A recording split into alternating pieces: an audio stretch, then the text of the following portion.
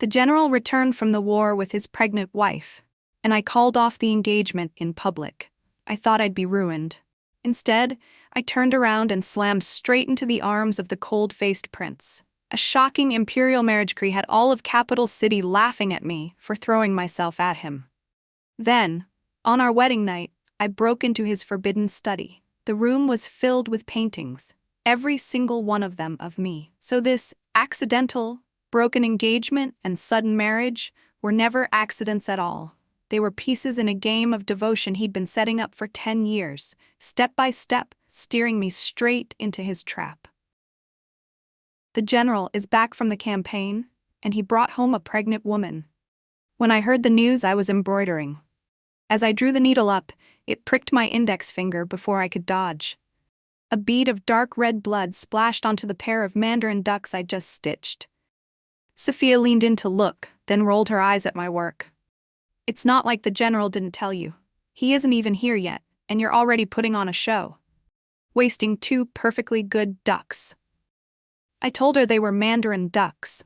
Then I had her shown out and decided I wouldn't speak to her for 2 days. Henry really had told me first. He said he'd be bringing back a pregnant woman, a fallen soldier's widow.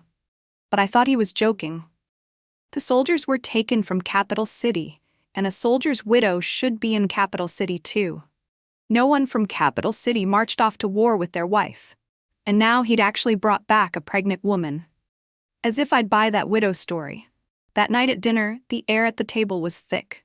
Even Leo, usually the loudest among us, kept his head down and shoveled rice into his mouth. I set my chopsticks down. "Dad, break off my engagement." I thought my voice sounded steady, but Leo's bowl slipped from his hands and hit the floor. Rice flew everywhere.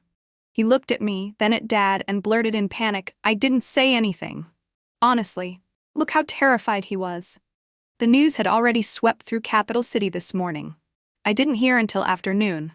They must have tried hard to keep it from me. 2 years ago, during the Chikiao festival, I was wandering beneath the lanterns when I saw Henry. He stood under the lights, strikingly handsome. Then Alexander, that bastard, provoked me, and I went after Henry with all the zeal of a hunter.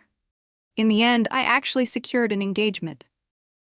Capital City wasn't exactly open-minded. A woman chasing a man like that, there was only me. No wonder they hid it. Everyone thought I was dead set on marrying him. And it was all Alexander's fault. Speak of the devil, Alexander arrived with a jar of wine and sat beside me. Moonlight washed over his face, making him look unfairly flawless. I watched as he settled casually on the eaves. He looked so elegant you'd never guess he was perched on a rooftop. The tiles beneath his feet didn't so much as click. "You came to laugh at me?" I snatched the wine jar from his hand, teeth clenched. Alexander's gaze flickered.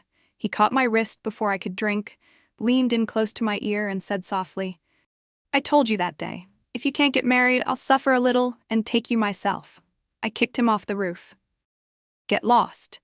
2 years ago, that was exactly how he'd baited me. Alexander landed as if he'd jumped down of his own accord. He lifted a brow and smiled. "We've known each other for years. What are you embarrassed about?" I was so furious I yanked off my shoe and threw it at him. Get lost. I don't remember how I got down from the roof. When I woke, my head still throbbed. I must have drunk too much last night. Sometimes I truly have to admire how decisive my father is. Back then, when I said I wanted the engagement, he didn't hesitate. He went straight to the general's residence, slapped the betrothal document down, and within the time it took to drink a cup of tea, it was settled. Now, when I said I wanted to break it off, he again didn't hesitate. He went straight to the general's residence, slapped the betrothal document down, and before I'd even properly woken up, my engagement was over. When Ivy told me, my hand slipped as I was placing a hairpin. I jabbed my scalp so hard it went numb. So today the noble lady's favorite topic is me again, isn't it? Ivy set the wash basin down without even looking up. "Miss, you've always been their never-ending topic. Don't you know that?" My eyelid twitched. Maybe it was time I learned how to discipline a maid. When Sophia came, I was still embroidering. She leaned in to look and praised me. "One day apart, and Millie's needlework has improved again. Look at this moth, so lifelike." I glanced up at her. "That's a butterfly." She clearly didn't understand what not speaking to you meant. Same thing, same thing. Sophia didn't care about my glare. She dropped into the seat beside me. I heard your father went early this morning to cancel your engagement. I knew it. The whole reason she stayed close to me was to get the freshest gossip straight from the source. Because of Alexander, I'd basically become a walking scandal. Then are you going to consider the prince now? Sophia propped her chin on one hand and tilted her head at me. Perfect. I pricked my index finger again. I tossed the embroidery aside and looked at her helplessly. If they don't know, fine. But you do. You know what kind of person he is. After what happened, he still came last night just to laugh at me. All the noble ladies kept spreading stories about how Alexander and I grew up together, how we were childhood sweethearts. Only I knew the truth. Alexander already had someone he loved. He had never once seen me as a woman. A secret only I knew. As expected, the broken engagement spread through Capital City like wildfire. It even drowned out the news of Henry bringing back a pregnant woman. That pregnant woman ought to have been extremely grateful to me, because she came to thank me in person. I sat on the swing in the courtyard. I took a grape from the plate Ivy carried, popped it into my mouth, and glanced at the woman kneeling on the ground. Even pregnant, she wore a purple gauze dress that hugged her figure. Delicate and soft, the sort that made people pity her at first sight. Her small face was wet with tears. It looked painfully familiar. I haven't even said a word yet. Why are you kneeling? I chuckled and spat the seed onto the plate beside me. The woman bowed her head. The general loves you deeply. Please think twice about ending the engagement. Her words sounded like advice, but her tone pressed down on me, almost accusatory. It nearly made me laugh. I looked at her slightly swollen belly. With a tap of my toe, I let the swing drift forward until it stopped closer to her. If I think twice, what happens to the child in your belly? Her body trembled. Slowly, she raised her head and met my eyes. Miss, you're not the kind of person who can't tolerate others. This time, I really did laugh. With her face so close, I finally understood why she looked familiar. Wasn't she the woman Henry had rescued on the street a year ago? I swung back, stood, and walked over to help her up. The general said you're a fallen soldier's widow, so he brought you back along the way. Tell me, why would it be my place to tolerate you? She stared at me, stunned. So she didn't even know that was the story. Henry was truly something else. He'd gotten her pregnant, didn't want to own up to it, and then sent her here, belly and all, to beg me. If it hadn't been for Alexander, how could I have been so blind as to fall for a man like Henry? While I was cursing Alexander in my head for the 180th time, the woman grabbed my hand, leaned in, and whispered so only I could hear, her voice soft. You don't need to tolerate me. My heart jolted. I caught her as she began to collapse, then let myself crumple like a leaf to the ground instead. A stone dug into my waist right where I landed. Pain stole my breath. I looked at the woman standing there, stunned and helpless, and forced my eyes to redden. In a crying voice I shouted, I already made room for you. Why are you still doing this to me? Do you really think the everlasting marquisate is easy to bully? After that, the old maids and servant girls rushed in and threw the woman out. Ivy, who had served me for years, didn't need any prompting. She embellished the story and spread it through the entire household. Within half a day, all of Capital City knew the pregnant woman Henry had brought back had dared to come to the everlasting marquisate and attack the marquisate's eldest daughter. When Alexander came, I was lying in bed laughing so hard I could barely breathe. Sophia said you hurt yourself messing with that woman. I didn't believe it. Alexander's gaze flicked to my slim waist as Ivy rubbed it, his expression darkening, his smile not quite a smile. So even foxes can get struck by divine punishment. I grabbed the pillow under me and hurled it at him. He caught it easily. Sometimes I thought Alexander disliked me because he knew exactly what I was like. I often wondered, if the woman he loved treated him the way I did, would he still love her? Clearly Alexander had no idea what I was thinking. He set the pillow back on the bed, ignored Ivy's frown, squeezed her aside, and began gently pressing my waist himself. I knew Ivy thought it improper. But what was improper about it? Alexander had never seen me as a woman, so there was nothing to guard against. I did see him as a man, but I treated it like drinking poison to quench thirst. I heard Henry took that woman into his household. But her luck was thin. On the second day after she entered, she fell and lost the child. My hand paused over the brush. I stared at Sophia in surprise. Could her belly have been fake? The day she came to my house, she tried to frame me too. Maybe she was aiming to kill two birds with one stone. Sophia sat to the side, propping her head with both hands, and shook her head. No, I heard doctors went into the general's residence in groups, and none of them could save her. She hesitated, glanced around, then leaned in and whispered, "People in that household said they carried out basin after basin of blood. If she lived, it was a miracle." Any urge I had to mock her vanished. I hadn't realized a fall could do that. Enough about her. Sophia looked at the painting beneath my brush and nodded in satisfaction. "Millie, why aren't you practicing embroidery anymore? This little chick pecking rice painting is pretty good. In a few days, it would be the Chichiao festival." Sophia asked me to go lantern viewing with her. And I wrestled with it for a long time. It wasn't because her eyesight was bad. It was because I was standing at the center of a storm of rumors. If I went out during the festival, people would stare even more. "Millie, you say that like you haven't been at the center of rumors every single Chichiao festival." Sophia put on an exaggerated look of surprise that made me want to throw her out. I truly didn't know how our friendship had survived this long. In the end, I agreed. She was right. I'd never had a day free of rumors anyway, and as the saying goes, don't punish yourself for other people's mistakes. The lanterns were beautiful. Why shouldn't I go?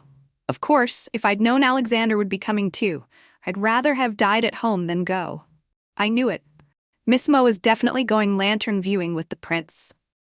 It was the prince last year too. General Liu was the one cutting in. Last year she went with the prince, and people still said Miss Mo was fickle. I say she just saw early that the general wasn't reliable. My hands clenched at my sides. Couldn't they see Sophia right next to me? Why did they always ignore Sophia? Every year? I looked right at Sophia, then left at Alexander. I was known for being shameless, but even I couldn't stand there and take it. I stepped to Sophia's other side. The place beside Alexander was never meant for me. The chatter didn't stop.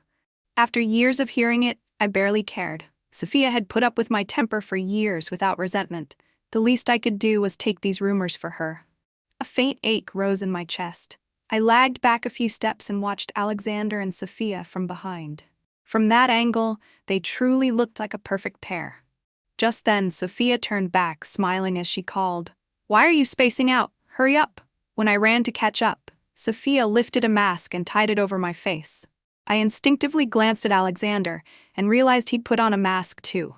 It looked somewhat like mine. The thought tightened something in my chest. But Sophia clearly had no idea I could be miserable over a mask. She studied it with satisfaction, as if she'd chosen it perfectly for me. I had no desire to take it off and look at it. The Chichiao festival in Capital City was always lively. Every year, people came from far away just to join the excitement. The biggest event was guessing lantern riddles. "Millie, lantern riddles, come on, let's go." Sophia grabbed my hand and pulled me into the crowd. The crush was dense, yet not a single person so much as brushed against me. I glanced at Alexander beside us. He was so cold that people instinctively gave him a wide berth. Only then did I realize I was benefiting from his presence. In past years, I could force myself to play a few rounds of riddles with Sophia. Today, I couldn't summon even a hint of interest. I'd never realized the Chichiao festival could be so hard to endure. Finally, it was time to release river lanterns. The festival had a tradition of setting lanterns afloat. Everyone surged toward the moat, and in the chaos, I let go of Sophia's hand. The river lanterns on the moat were all prayers for love. I knew that better than anyone. I'd grown up with Alexander after all. I couldn't know his feelings and still refused to help him, even a little. I'd lied to myself for years. It was time to let go. I should have let go 2 years ago, at the Chichiao festival, when I got carried away and chose Henry. I don't know whether Alexander confessed his feelings to Sophia by the moat that night. But that evening, I sat on the roof again. No. I drank on the roof all night, until I blacked out. The next day, it felt like someone had dropped a 1,000-pound hammer into my skull. My head was so heavy I couldn't get out of bed. I drifted in and out for hours, waking only to fall asleep again. I only knew Sophia had come to see me, but I didn't have the strength to ask what happened after the festival. I slept in a haze for 2 days. The moment I woke, I heard the imperial decree had arrived. I'd always known the emperor loved matching people up on a whim. But because we'd grown up together, I never imagined he would rope me into it. The emperor had decreed a marriage between me and Alexander. As Alexander's own elder brother, he had decreed that I would marry Alexander. For a moment, I didn't know whether to feel happy or afraid. As soon as the eunuch delivering the decree left, I lay back down, my head still heavy. I remembered the first time I saw Alexander. It was April, and peach blossoms carpeted the palace grounds. With father's permission, my older brother took me into the Imperial Academy for the first time. I was 6 that year. Peeking out from behind my brother, I watched a boy beneath the peach trees turn his sword into a blooming flourish. When he stopped, a peach blossom drifted down onto the blade. He sheathed the sword and caught the blossom. I murmured, dazed, "So beautiful." The boy chuckled softly and held the blossom out to me. "Then you can have it." I meant he was beautiful. I lifted my head from the pillow and pulled out a book from beneath it. When I opened to a certain page, a faint peach scent rose to my nose. Do you think the emperor saw through me? I gently pinched the dried peach blossom, perfectly preserved, and unease crept in. No, I hid it too well. No one would notice. Ivy came in to say Sophia was here again. I hurriedly closed the book, rubbed my head, and told Ivy, "My head hurts. Tell her to go back first." My head really did hurt, and I really was avoiding her. I'd realized how vile I was. I kept saying it was time to let go, yet I was terrified Sophia would tell me Alexander had confessed to her. I even clung to a lucky thought. If Alexander didn't refuse the decree, then I could marry him. But what about Sophia? "Millie, Millie!" Sophia shouted as she ran in from the outer room. I jumped, shoved the book back under the pillow, and tried even harder to look miserable. Thankfully, my head truly did hurt. Otherwise, if Sophia noticed I was dodging her, she'd probably cut me off for real. Sure enough, when Sophia saw how pale I was, the anger in her eyes dissolved. "Millie, what's wrong with you? You've been sick for days. You left so suddenly on Chichiao Festival. Was that because you weren't feeling well too?" she asked. My gaze flickered. I gave a sullen hum. Sophia visibly let out a breath, then said guiltily, "It's my fault. I didn't even notice. I was going to scold you too. You actually ran off and left me." I didn't dare say anything. I hummed again. "Today, the moment I arrived, I heard the emperor decreed a marriage between you and Alexander." Her voice was brimming with excitement. I looked up at her. This foolish girl. She still knew nothing. Sophia didn't like Alexander at all, and she didn't know Alexander liked her. But I knew. I couldn't keep pretending I didn't, and I couldn't let Alexander spend his whole life trapped in the regret of never marrying the person he loved. I watched Sophia's hands as she peeled an apple for me. I bit my lip and said softly, "Sophia, what if you marry in with me?" Her hands jerked. The knife nearly cut her. "Millie, what are you saying?" Sophia's voice shot up, nearly splitting my ears. It was the first time in her life she'd ever raised her voice at me. Sophia stormed off in anger that day. Half a month has passed, and she still hasn't come to see me. And Alexander, though I can't understand why, didn't refuse the imperial decree. Both of those things lodged in my chest like a bone in my throat. It hurt so badly I could barely breathe. Tonight the moon is perfectly round, made for drinking. I tilted my head up, raised the wine to my lips, and it was snatched away. "I heard you drank yourself into a stupor for days not long ago." A clear, cool voice sounded beside me. I didn't need to turn to know Alexander had come. He took the cup from my hand and sat down next to me, calm and pristine as a breeze under bright moonlight. I held back. Then I didn't. I punched him.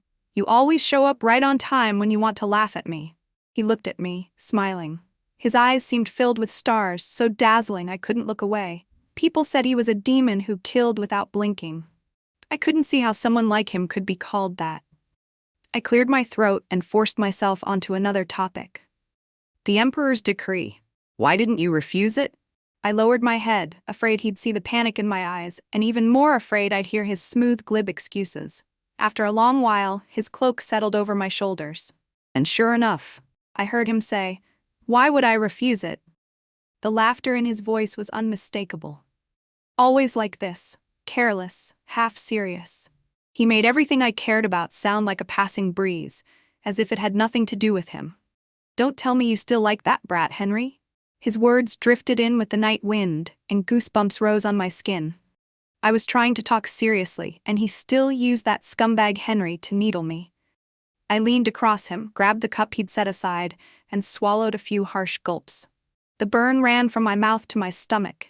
Heat flooded my eyes and my voice trembled. Don't use Henry to provoke me. I already know you like Sophia. Go ask for an imperial decree to marry Sophia then. The emperor doesn't know all your twists and turns. He saw me being bullied by that dog Henry, so he granted a decree for you and me. Since it wasn't what you wanted, you should have refused it. When I finished, everything went silent. The wind brushed past. Panic crept up my spine. I knew Alexander didn't want to tear through the thin paper between us, otherwise he wouldn't have been so careful. I thought, after this, Alexander and I wouldn't even be able to stay brothers. How do you know? Alexander's voice came from my right, tight through clenched teeth. I turned to look at him and saw his head split into 2, then 3, then 4. I must have drunk far too much. I still don't know how I got down from the roof. I only know I fell into a long dream. In the dream, I went back to a night 4 years ago. The scene was painfully familiar.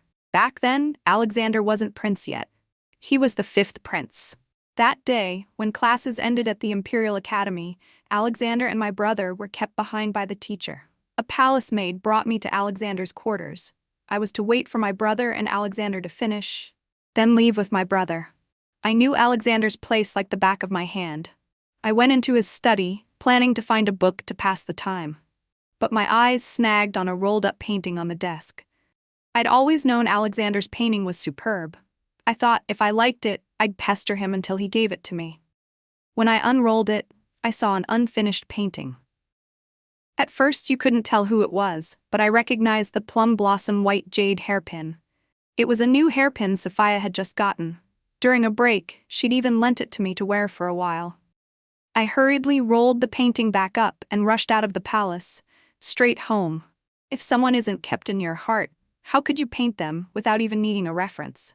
After that day, I paid attention. And sure enough, Alexander often stole glances at Sophia who sat beside me. My heart ached in spasms. Struggling, I woke from the dream. The moment I opened my eyes, I saw Ivy holding Alexander's outer robe, about to leave. Ivy, where are you going? She looked surprised I was awake so early. She set the clothes down on the couch beside her and poured me a cup of water. I've already washed Prince's clothes. I was just about to send someone to return them. I took the water and drank. Only then did my throat feel better. Leave it here. He'll come get it himself. I didn't know whether he would still come after what I'd said last night. Ivy gave me a strange look that made me want to throw her out. But before I could speak, she did. Miss, you really mustn't drink like that again. Yesterday you threw up all over Prince. His face went black. If it were anyone else, you'd be done for. No wonder Alexander doesn't like me. Sometimes I think heaven must be especially fond of me. Otherwise, things wouldn't keep turning out exactly the way I want. Today, the moment Father returned from morning court, he summoned me to his study. Mother came with me. The Emperor has set Millie's wedding date. It's the 15th of next month. I hadn't even sat down properly before I heard him say it. I was so shocked I nearly slid to the floor. Why so rushed? Mother frowned. I thought so too. There wouldn't even be time to embroider my wedding dress. Father looked at me, then said to Mother, "The Emperor had the Bureau of Astronomy calculate the date. The 15th next month is an extremely auspicious day. He said if we miss it, we'll have to wait another 2 years." Prince heard it and also thought the 15th next month was good. Alexander also thought it was good. I didn't understand why Alexander would think it was good. I'd already torn through that thin paper myself. Was it because I tore through it that he decided to sacrifice his happiness just to spite me? How is that spiting me? That's exactly what I want. What do you think, Millie? I do like Prince, but if you don't agree, I can go into the palace at once and refuse this marriage, Father said. He held Mother's hand and studied me carefully. I twisted the corner of my sleeve, put on a shy expression, and whispered, "Whatever father decides." I clearly saw father's mouth twitch. After a while, I heard him say to mother, "Then you'll have to put in more effort. Time is tight. The wedding dress is already prepared, so Millie won't need to embroider it." Father explained where the dress came from, but I wasn't listening anymore. I was supposed to be marrying this year anyway. Only my intended groom changed from Henry to Alexander. It was something I wouldn't have dared dream of. When Sophia came to see me, I was embroidering a pair of mandarin ducks on my wedding handkerchief. Mother said there wasn't time to embroider the dress, but the handkerchief should be done by the bride herself. I'd gone to Protectorate Manor several times recently to see Sophia, but each time she refused to meet me. She must have been furious. Now that she'd come, I didn't dare bring up that matter again. I knew this was never something all three of us could get what we wanted from. If I just married in obediently, then at least Sophia and I would both get our wishes. That would already be wonderful. Do you know why I'm angry? Sophia snatched the handkerchief from my hands and forced me to look at her. I glanced at the handkerchief in her grip and nodded. You're angry that I want to share a husband with you. Sophia bit her lip as if I'd only made her angrier. I didn't know what I'd said wrong this time. I'm angry that you treat what we have like it's nothing. We've been close for more than 10 years. How could you not see I have no interest in Alexander?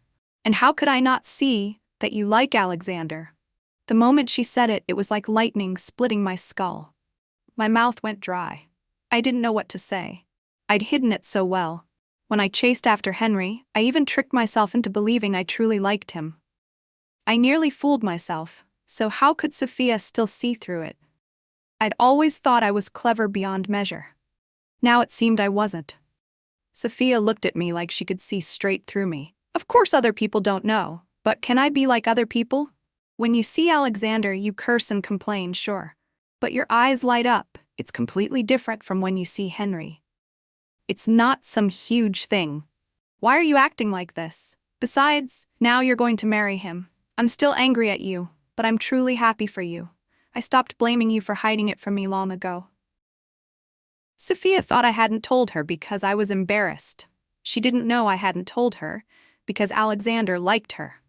Maybe I would never tell her. Why did you embroider 2 ducks? Sophia handed the wedding handkerchief back to me, glanced at it, and finally said the words I'd feared from the start. The tangled feelings I'd had a moment ago scattered at once. All I wanted was to throw her out.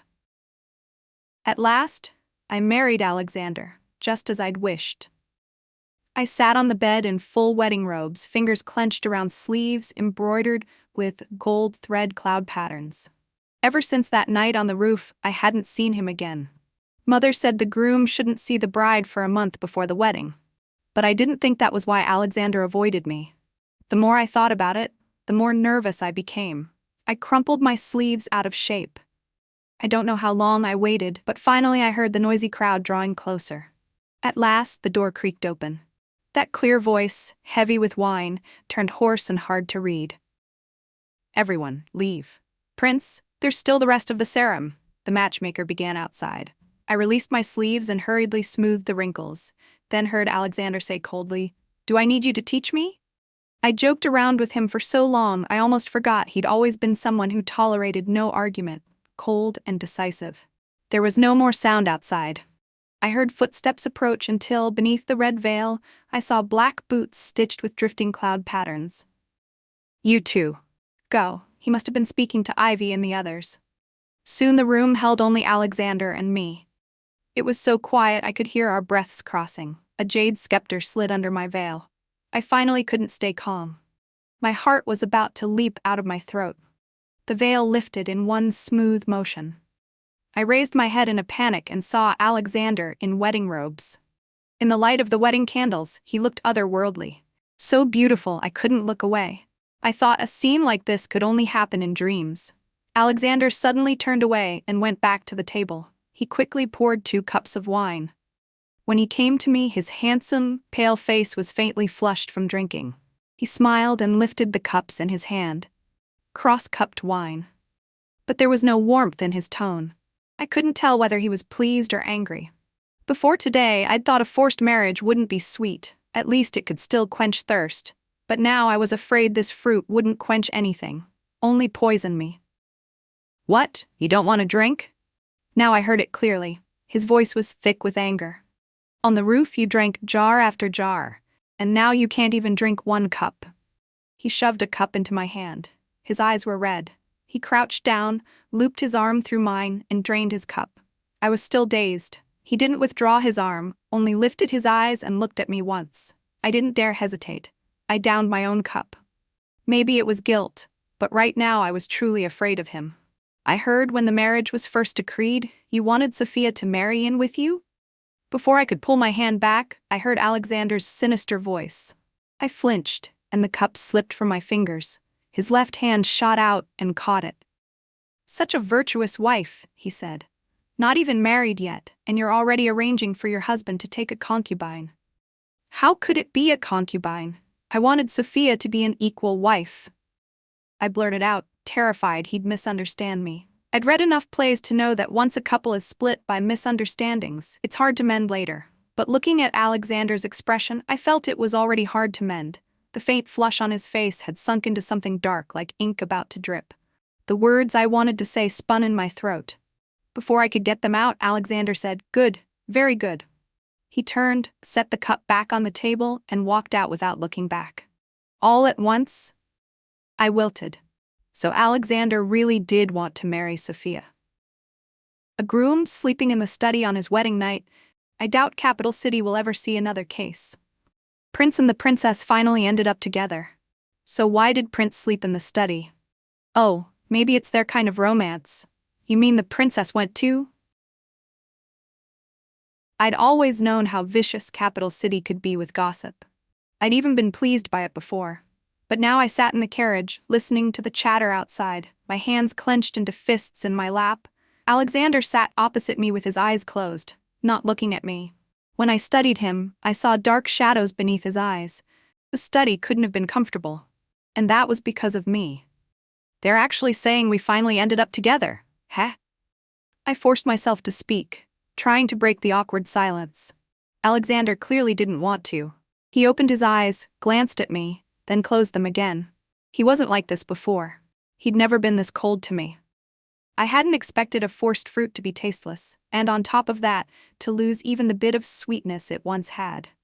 Outside, people were still guessing why Alexander slept in the study. Not one of their explanations was that he didn't like me. The more I heard, the more wronged I felt. Everyone thought he liked me. Only I knew he didn't. That helplessness washed over me, aching deep inside. If you don't like me, you could at least treat me like you used to. Why ignore me? The marriage was granted by the emperor. You were there when the date was chosen, and you didn't object. Is this your revenge because I said you like Sophia? As I spoke, tears rolled down like beans, splashing onto the back of my hand. The sudden warmth startled me. I hadn't meant to cry. I lifted my hand to wipe my tears, but another hand moved faster. "Millie, stop."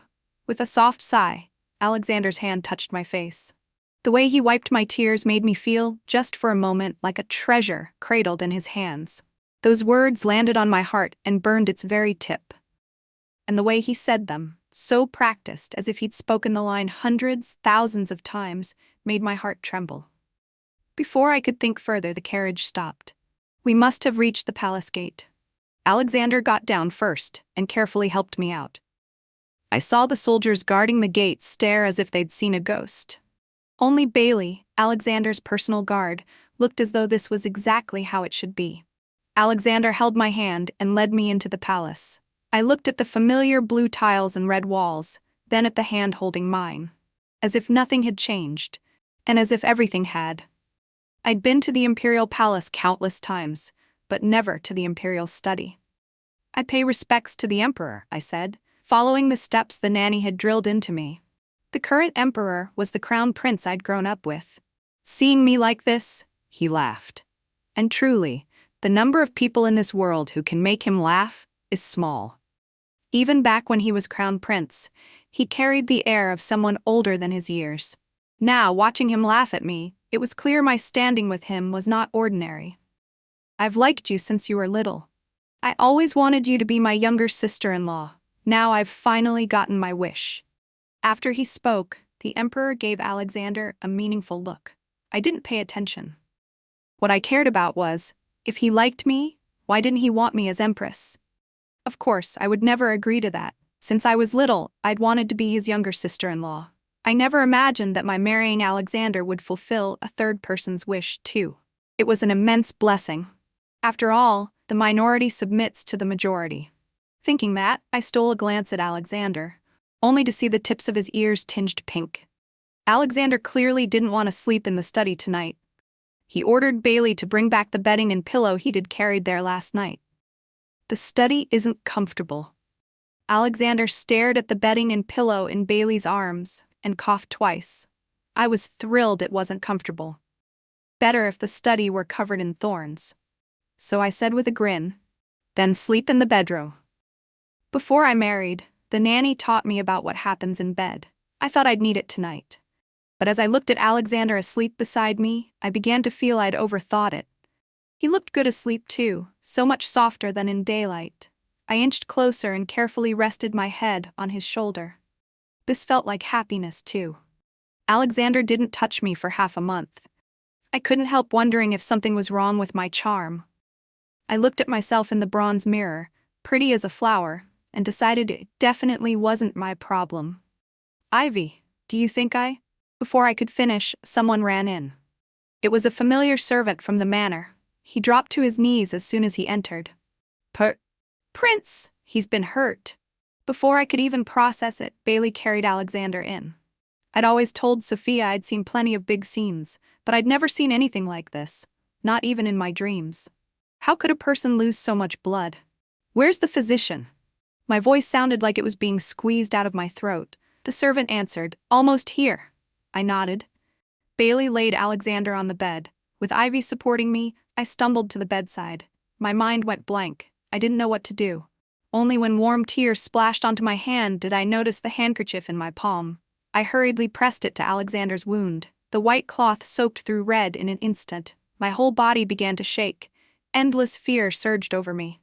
What happened to him? He'd been fine when he left. I looked up at Bailey. Before he could speak, the physician stumbled in. The physician took Alexander's pulse and bandaged the wound. Only when he began writing a prescription did he glance at me. Fortunately, the sword missed by half an inch, and the vital areas weren't hit. Once Prince's fever breaks and he wakes, he'll be fine. I couldn't believe it. With a wound that large, how could he be fine? "For Prince, this isn't a very serious injury. Princess, please don't worry," the physician added when he saw my disbelief. Those comforting words fell on my heart like countless needles. Since childhood, I'd known Alexander lived with danger at every step. But I'd never truly thought about how hard it could be. The physician was right. For Alexander, it really didn't seem that severe, because he woke the next day. He took a sip of water from the cup I brought him, and his eyes finally cleared. The instant he saw me, I saw anger in his gaze. I didn't understand it. But when I stepped outside, I heard what he said to Bailey. "Who told you to bring me back?" His voice was ice cold. It drilled straight into my heart. I understood what he meant. The person he most wanted to see right now probably wasn't me. This was a result I'd foreseen long ago. I sent someone to the Protector General's residence with calming medicinal herbs. After running into assassins, Sophia probably wasn't doing well either. Bailey had already explained everything to me last night. If Alexander hadn't taken that sword for Sophia, what I sent to the Protector General's residence wouldn't be herbs. So no outcome was what I wanted. But this outcome was likely what Alexander wanted most. Alexander recovered at a frightening speed. On the third day, despite everyone trying to stop him, he insisted on personally interrogating the assassin. I looked at the bowl of medicine I'd just brought from the kitchen and sighed at the empty room. "Millie, this is what you chose," I told myself. It had been 10 days since Alexander was injured, and he was acting as if nothing had happened. None of us mentioned what took place that day. Alexander and I still slept in the same bed every night. He still never touched me. The only change was that when I leaned against his shoulder after he fell asleep, I would instinctively avoid his wound. Sophia sent word. Her father had confined her to the residence and wouldn't let her go out. The letter went on and on about how bravely she'd faced the assassins that day.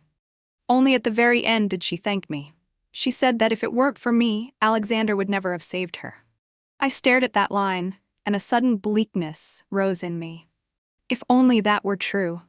Sophia came to my residence on the 6th day after the letter arrived. It was the first time I'd seen her since I married Alexander. I missed her, but I was also afraid to see her. Afraid she would come, and Alexander would see her. Sophia propped her head in both hands and stared at the cup of tea on the table. Her voice was as tiny as a mosquito's. "I'm telling you, they're selecting palace girls in a few days." I was buried in the storybook in my hands and didn't catch what she said. I asked without thinking, "What was that?" Sophia clicked her tongue, snatched the book from my hands, and stared at me. "I'm going to the selection." I glanced first at the book in her hand, swallowed, then looked up at her. The look on her face startled me. Her fair little cheeks were flushed. Something struck me and I nearly jumped. "You don't actually like the emperor, do you?" Her face turned even redder. She shot me a glare. "Didn't I tell you back when I was at the Imperial Academy?" "I thought you were joking." Sophia looked like she couldn't be bothered to explain. She glanced down at the book in her hand. It was open to the page I'd been reading. My heart lurched, and I reached to snatch it back. She switched it to her other hand so fast I grabbed nothing but air. He carefully laid the young lady on the bed.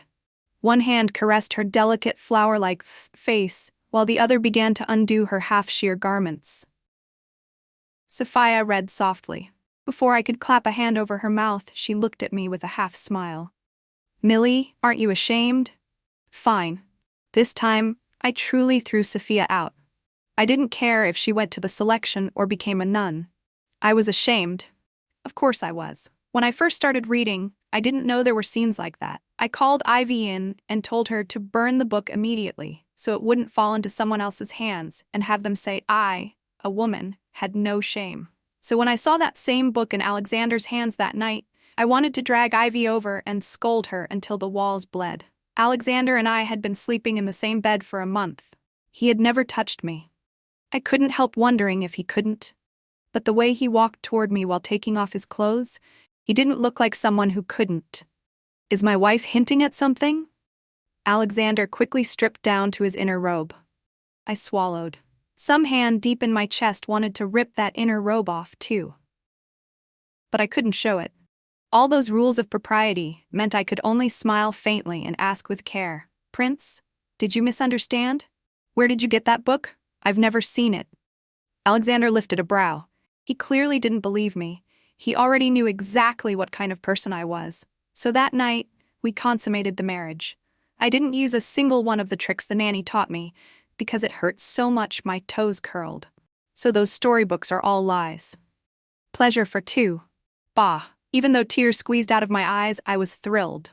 Now I truly counted as Alexander's wife. "Millie, does it still hurt?" Alexander gently wiped the tears from the corner of my eye. His wine-laced breath brushed my face. I shook my head and asked softly, "Alexander, how much did you drink today?" If he hadn't drunk too much, why would he have touched me tonight? I had to seriously reconsider my old suspicion that Alexander couldn't. Not only could he very much could. I huddled in the corner of the bed, afraid Alexander would reach for me again. I didn't know what possessed him. Ever since that night, he wanted it every single night, like he was under a spell. Ahem. Though I did find it very pleasurable, I couldn't take being tossed around like that. It had been 5 days. If it happened again tonight, I truly wouldn't be able to get out of bed tomorrow.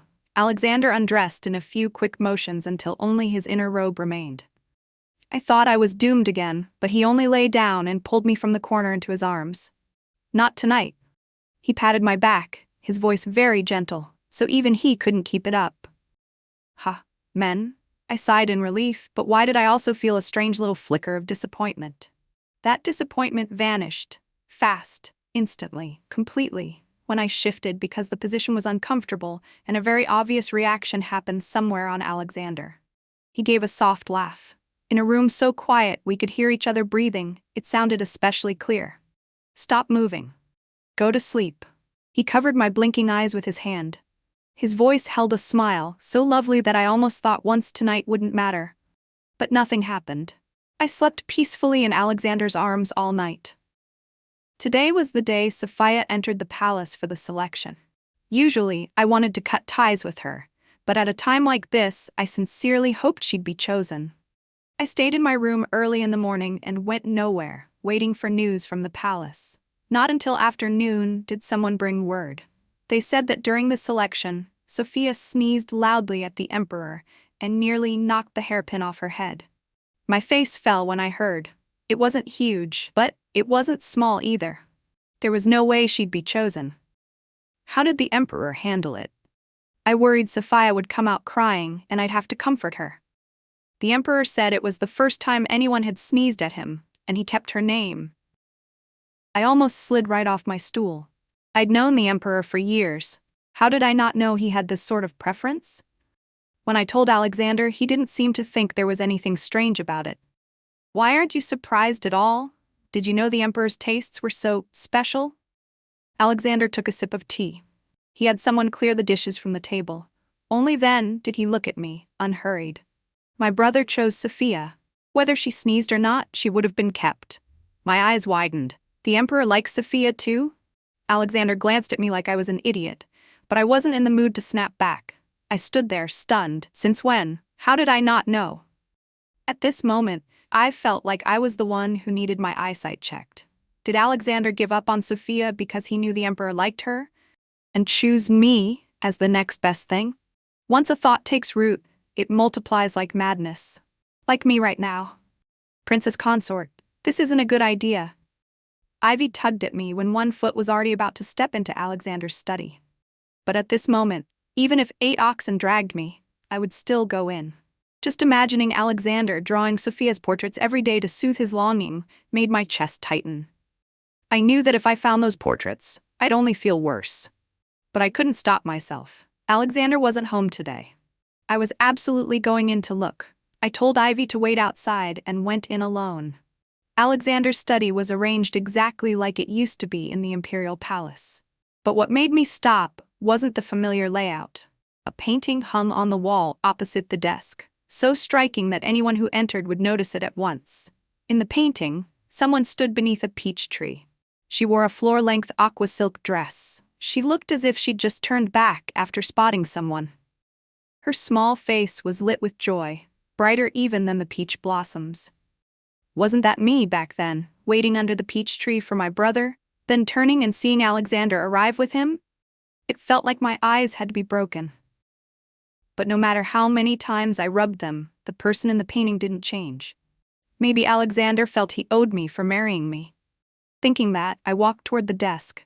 Just like before, Alexander liked to keep his paintings on the rack beside the desk. My emotions were so knotted I couldn't put them into words.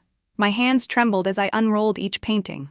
Me in wedding clothes, me throwing a tantrum, me drinking on the roof, me releasing lanterns and making wishes. I searched for a long time before I finally found the one I'd once glimpsed in haste. I wore a light pink jacket and skirt. I had borrowed Sophia's new plum-blossom white jade hairpin and pinned it in my hair. My brows and eyes were filled with a young girl's secret thoughts. I could see there were many more paintings behind it, but I didn't dare keep turning. It felt like I'd been content with a single bone, only to discover heaven had already laid out a full feast for me. I don't know how I made it back to my room. I only know I felt like I was floating. I remembered the tutor once said that people who think they're clever are often the stupidest. Back then, it meant nothing to me. Now it was undeniably true. I'd always thought I understood everything. In the end, I realized I was the biggest fool. Whether it was my own matters or Sophia's, it seemed I had never looked closely at all. For a moment, I didn't know how to face Alexander. But if I didn't face him, he would come to me. I lay on the bed. Alexander stood beside it, one hand braced on the mattress as he looked down at me. I heard my wife ran to my study today to catch me cheating.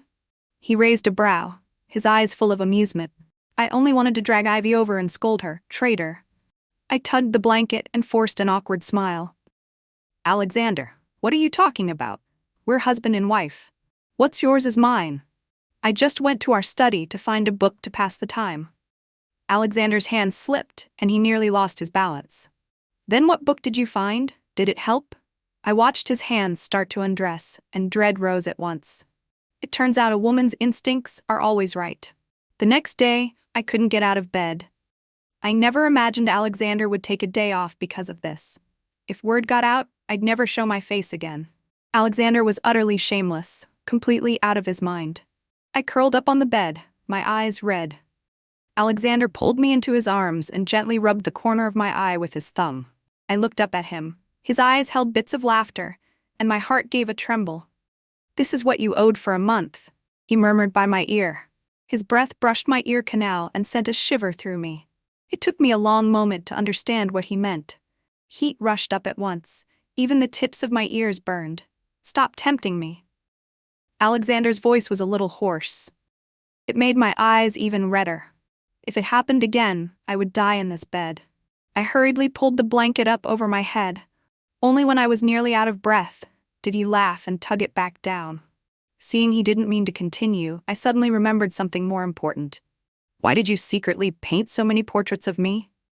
I meant to demand it confidently, but when the words came out, my voice was as tiny as a mosquito's. Outside, it was already bright. Sunlight spilled through the doors and windows, making Alexander's face look almost otherworldly. He raised a brow as if I'd asked an unbelievably stupid question. I also felt it was unbelievably stupid. Back then, I'd seen one faceless sketch and assumed Alexander liked Sophia. Now I'd seen so many paintings and still asked this. "Why did you never tell me? Tell me how you felt and let me suffer for so many years. How did I not tell you?" Alexander turned to face me, his eyes fixed on mine. He looked ready to settle accounts. "I thought you were nearly of age, so I said I wanted to marry you." Alexander narrowed his eyes. The smile on his face faded. "And what did you say? You pointed at Henry not far away and said you liked him." Even now it still irritates me. How was I worse than that snot-nosed boy? "What did you like about him?"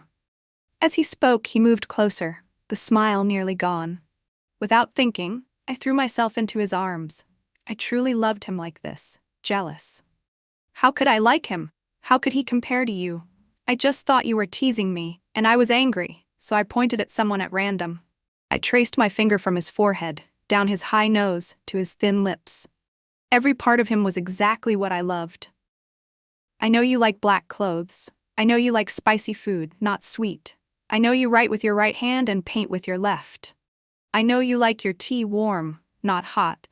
I know you like sword practice at dawn and boxing at dusk." I spoke each line carefully, pouring in all the feelings I'd piled up over the years.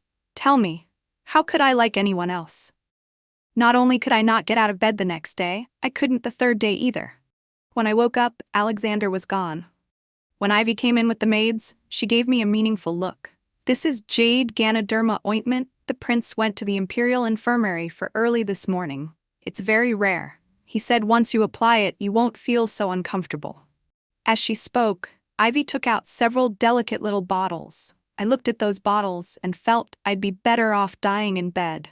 Running to the imperial infirmary at dawn for this, and asking for several bottles.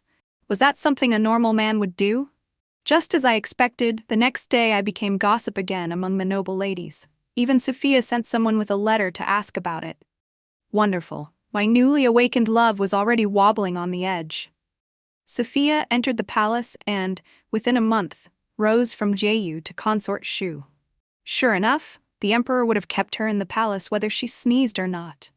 The day I went into the palace to see her, the consorts and concubines from the other palaces had just finished paying their respects.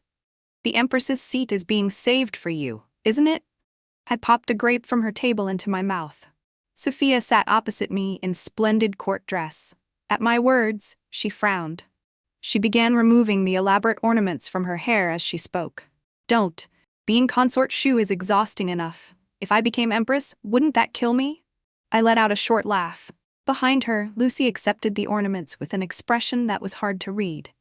Lucy was Sophia's personal maid. She probably felt our topic was improper. "And you, word is, the day Alexander took leave." Sophia finished removing the ornaments and leaned in. To me, her expression looked outrageously suggestive. A month had passed, but hearing her mention it still made my face heat. Sophia truly was my best friend. Seeing me blush only made her more shameless. No wonder you were reading that kind of storybook, so you were studying. But honestly, you didn't need to. Alexander has liked you for so many years, he wouldn't need you to study anything. I reminded myself that Sophia was now consort Shu. I couldn't hit her anymore. If I hurt her, I'd be the guilty one. I held back until I finally caught the key point in her words. How do you know Alexander likes me? Sophia straightened and looked at me like I was an idiot. I saw a bunch of portraits of you in his study ages ago. I wanted you to go in and see for yourself, but you refused no matter what. Everyone in the world knows the cold, ruthless prince only acts like an ordinary man with you. Only you didn't know. At the time, I thought the study was full of Sophia's portraits. How could I have gone in again? Then Sophia leaned in, watching me. Do you remember the day I was attacked? I nodded. With a smug look, Sophia said, How could someone like Alexander take a sword for me? At first, he didn't even glance at me. I said that if I got hurt, you would definitely cry for 10 days, maybe half a month. That was when he got distracted and blocked several attackers for me. That nearly blew me up. I treated you like a sister, and you used my man as a shield? But I truly didn't expect him to get hurt. I fainted from shock afterward. Don't blame me. Seeing the hint of apology on Sophia's face, I sighed. What could I blame her for? She was consort Shu now. After a moment, Sophia leaned in again, her voice full of curiosity. What I don't get is this. Since you liked him too, why did you insist on marrying Henry? I looked at her face, so close to mine. She was my closest friend, yet I'd hidden so much from her. I felt guilty. But if I'd known that after I told her everything, Sophia would laugh until she cried, I would never have done something so stupid. Even as I left the palace, I kept telling myself, Sophia was my sister-in-law now. Sisters-in-law should keep the peace. So I endured it. And didn't I endure myself sick? I retched into the basin Ivy brought, clutching Alexander's sleeve and forcing out the words. Sophia made me so angry. Next time you have to help me get her back. Alexander patted my back, his voice full of tenderness. All right. I retched for a long time and brought up nothing. The feeling was miserable. Luckily, the physician arrived quickly. Seeing my reaction, he gave me a preserved sour plum first. I held it in my mouth, and the nausea eased a lot. After taking my pulse, the physician turned to Alexander. Congratulations, Prince, the princess consort is pregnant. What? Sophia made me angry once, and I got angry enough to produce a child? Alexander froze for a moment, then smiled. He said to Bailey beside him, Reward him, escort the physician back. When I saw Bailey haul out an entire chest of silver, I got angry again. So extravagant. Such a spendthrift. It was the first time I'd seen Alexander so happy. Ivy said he rewarded everyone in the entire residence.